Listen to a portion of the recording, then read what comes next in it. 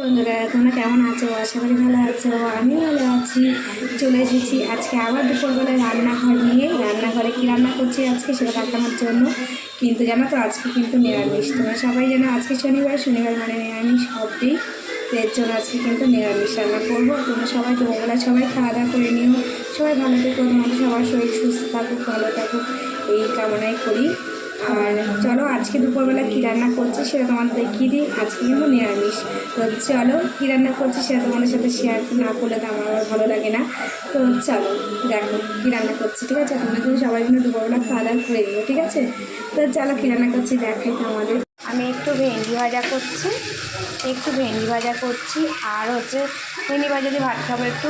আহা, খুব সুন্দর লাগবে, তোমরাও খেয়ে নিও তোমাদের পছন্দ হলে। আর করবো ঝিঙে দিয়ে আলু দিয়ে ঝোল।